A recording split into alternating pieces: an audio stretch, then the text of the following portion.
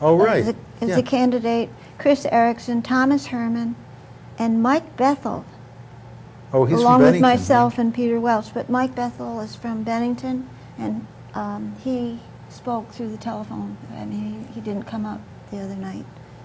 Yeah, but a couple of those they're not carrying party labels, are I'm they? not sure. I don't think so. But the only major party candidates are you, Me. Peter Welch, and Tom Herman. Thomas, yeah. So we know that there's a great difference between you and Peter Welch. He voted for the bailout, and you would vote against it. Yeah. But now, Tom, how do you see the differences between you and Tom Herman? I think he would have probably voted against it. Yes, I'm sure he would. He likes to be called Thomas. I asked him Thomas. that. He's Okay. a young man. I think he's 26. He's a Iraq vet who's come back and is part of the Iraq Vets Against the War. He's a 26-year-old Iraq veteran. Veteran, yeah. And he's in college, too, isn't Right, he? he just started No. college. Well, So he's a freshman in college. And he's working on a farm. Mm-hmm. I mean, that's his job, is working He's doing on a college farm. part-time, I guess, then. I think so. I'm not sure. He's Yeah. very nice, and I think we agree on just about everything.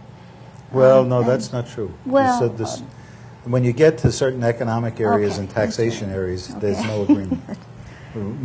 we talk about having a maximum income and a minimum income, and he just won't touch that. He won't touch issues of community ownership of the major means of production and distribution. He won't go near the issue. So you don't know where he stands. And it's pretty important to know, but he just doesn't deal with it. I think there are differences, too, in relation to the military. He is a veteran of Iraq, so he's went over there as a young man, and he was impressed that it was wrong. But I spoke to him, and if you speak to him about the global point of view, like, for instance, Afghanistan, and how about North Korea, and how about Iran? Well, when you get to Iran, he's almost a Republican, a Bushite. Yes. Oh, Yeah. really? Because I haven't talked Yeah, to him about that. he I considers haven't. Iran to be a great danger to us. Oh, he And I does? think that we're the danger to Iran. And we We're the have been danger. since the end of the Second World. We overthrew one government, installed a fascist government, and the only way to get rid of it was to have a consolidated religious government come and throw it out, because nobody was allowed to organize in any other way in Iran during the fascist dictatorship of the Shah. So that's what ended up happening. We got a religious government. But that's our fault for overthrowing the socialist government in 1953 and killing the socialist presiding officer of the Irani government. And then we did a Contra thing again. We hired, what's his name, from Saddam Hussein, the guy we finally overthrew and executed in a trumped-up trial. He was our Contra, and for, what was it, 8 years, he fought the Irani fought against Iran with our stuff. I mean, if you talk about he gassed somebody, there's some questions about it, but if you talk about that, he got the gas from Rumsfeld, and he got it from the United States. He got the weapons from the United States, and they were shipped through France because we didn't want to get our hands dirty.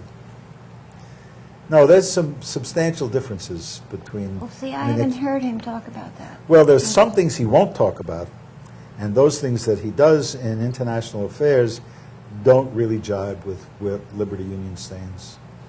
But if people want to put an end to the aggressive military idea of making the American empire the world empire and conquering everybody, they better vote for you, Jane, don't you think? Because Tom's not going to do it. No, that's he's almost Welchian.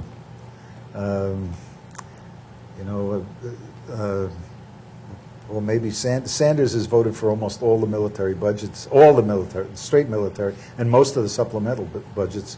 And in March of 2003, I think it's the 23rd, people can go look this up, he voted for the unequivocal support and gratitude of the people to the President of the United States for the military action in Iraq. Right, and it's that kind of flip-flopping that we need to kind of get rid of in government if we're going to stop the use of violence as a tool of government policy. Getting back to the $700 billion bailout, now, as I see it, I spoke about the levels in society. Now, you have millions of people in the middle class and millions of people in the working class. And the working class is primarily renters. Now, if we take as you suggested, the $700 billion and help the middle class, we're not really helping the working class too much. Right.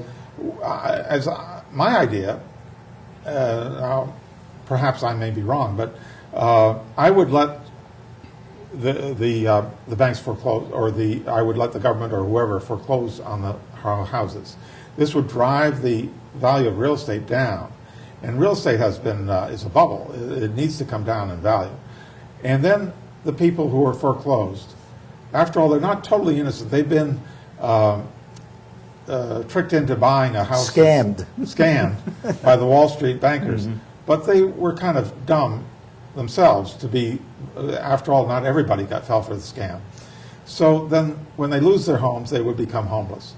Now they would be down into the working class, the people who are most needy in society.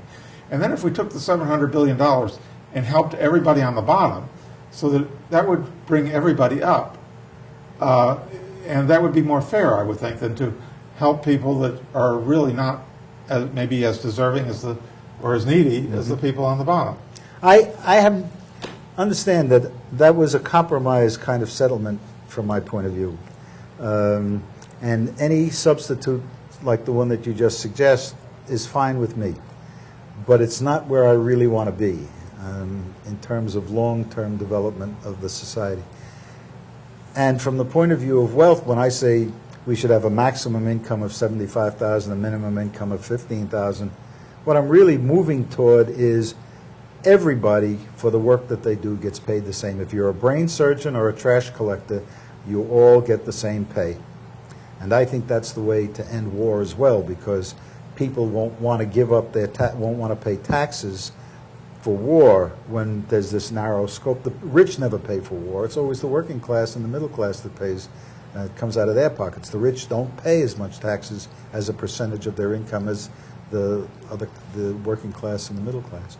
And their children don't go over there to get killed either. Well, usually, most commonly they do not, but there are some that get sent over. I mean, I understand the British royalty has withdrawn sending one of their royalty over, and there's some talk about we're making a mistake letting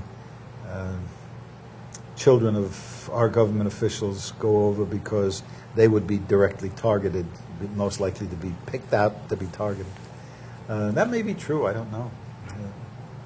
But there should be no war at all. I mean, war is just a way of dominating other people and interfering in their lives. And as far as I'm concerned, I mean, I see this whole thing as the continuation toward the final phase of World War I. To me, World War II just had a break in it because of the Russian Revolution. Some other things had to be taken care of by the capitalist countries. And then we had to get rid of our Contra that we had set up to get rid of the Soviet Union, Adolf Hitler. And now we're back to, hey, where was Great Britain after the First World War? Well, Great Britain was in Iraq. And isn't that how the policy started? George Bush and Margaret Thatcher met somewhere and they decided, well, we better go back to Iraq where we were in 1922. I mean, this has been 1 century of war, and to me it's all the same war. How is the capitalist world going to divide up that which they need to own? How are they going to divide up markets? How are they going to divide up natural resources? That's what this is about. This is just a continuation of the same war. And the fact that NATO is in Afghanistan, I mean, how much further from the Atlantic can you get? This is a North Atlantic Treaty Organization in Afghanistan. That's a mind blow.